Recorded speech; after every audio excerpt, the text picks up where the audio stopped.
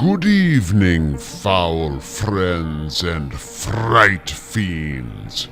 Welcome to this evening's edition of Mink's Tales of Terror.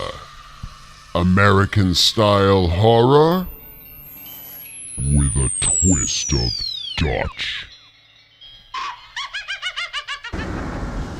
Tonight's meaty little morbid melodrama comes courtesy of American-born Dutch horror screenwriter Mink van Lunteren. Ladies and gentlemen, lock the doors, turn on the lights, and prepare yourself for The Bye-Bye Man.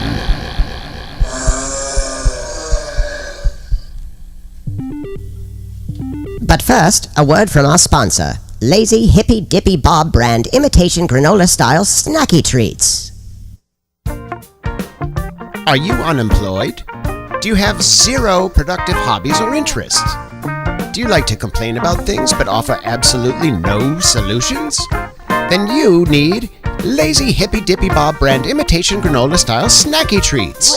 Sourced from a naked commune in Belize, these possibly organic, nutrition-free, whole grain, or maybe not, delectable snacks are grown with hippie love and packaged exclusively by Hopi Indians in Oklahoma. If you're lazy, entitled, and have the munchies, sit up from the couch and reach for Lazy Hippy Dippy Bob brand imitation granola-style snacky treats. They're hippie-licious! We now return to our feature program, The Bye-Bye Man. We begin our twisted tale, our nauseating narrative, to find old friends Nora and Jack hiking and enjoying an evening in the canyon country, unmapped, north of Los Angeles. Despite warnings, they have had a wonderful day and find themselves now approaching their destination, a lone cabin in the woods, silhouetted against the full moon. You know, it's so amazing. Like, I can see every single star in the sky. There is no light out here at all. Yeah, so beautiful. I love being out of the city. You know, it's really a shame that nobody ever comes up here. Well, yeah, that's because of people like you telling your boogeyman stories. Jack became serious. He really exists. Who? The shadow in your picture. The worst of creepy killers. The Bye-Bye Man. What? Who? The Bye-Bye Man? Jack, stop your fairy tales. Careful! Whether you say or even think his name. What? He'll come for you. Oh, please, Jack. Let's just go inside. Fine. I'm getting the top bunk.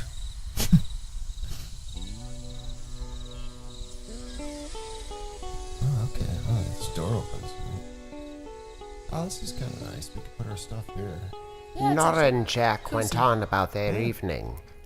Although a bit chastened, they unpacked their rucksacks, hung up their wet clothes to dry, and began contemplating an evening of sleep. They chose their bunks and went to sleep in their bunk beds. Jack soon slipped into a peaceful slumber, but not so for Nora.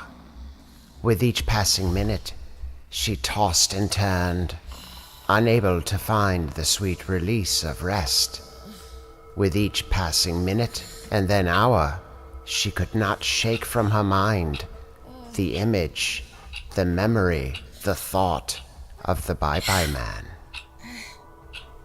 The eternal crawl of the night continued until suddenly she was rendered bolt awake by the ominous chime of the clock striking midnight.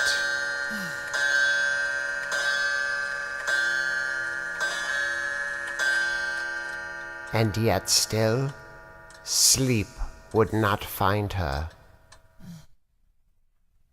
Finally, she lapsed into a fitful doze, when out of the blue, two terrifying and ice-cold hands grabbed her face.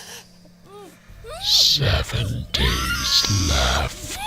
An evil, cold, bubbly voice whispered to her. The following morning, daybreak.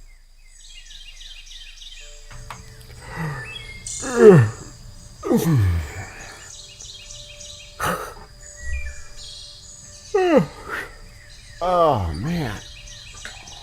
Oh, God, that was the best night's sleep ever. Nora. Hey, Nora. Nora? Stop playing around. Hey, Nora. Ugh, gonna make me get up.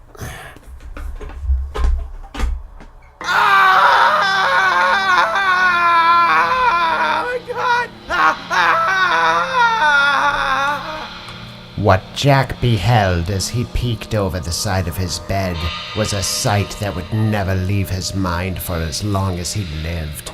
Nora lying, her face merely black meat where her beautiful visage had once been, now a skull simply dripping with rotted black flesh.